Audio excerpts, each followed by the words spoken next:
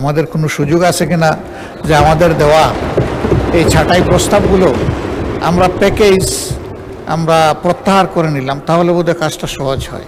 বিরোধী দলীয় নেতা কিছু বলবেন? বলুন। ধন্যবাদ মাননীয় স্পিকার। আমরা বিরোধী দলের পক্ষ থেকে মূলত প্রস্তাবগুলো দিয়েছি, আর কোনোটাই দেই নাই।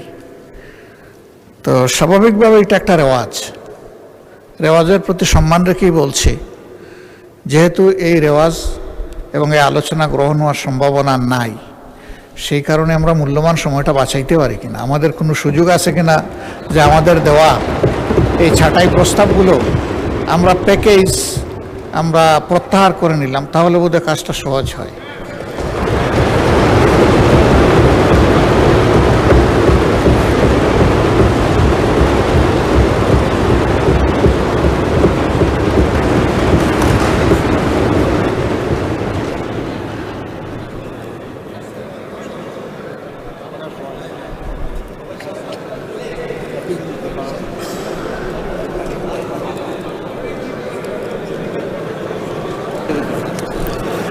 ধন্যবাদ বিরোধী দলীয় নেতা।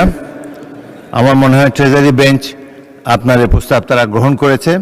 আমার মনে হয় যে প্রস্তাবগুলো উত্থাপনে মাননীয় মন্ত্রী প্রস্তাব উত্থাপনের পর সরাসরি প্রস্তাবটি ভোটে দেওয়া হবে। ধন্যবাদ মাননীয় বিরোধী দলীয় নেতা, অনেক সময় বাঁচবে।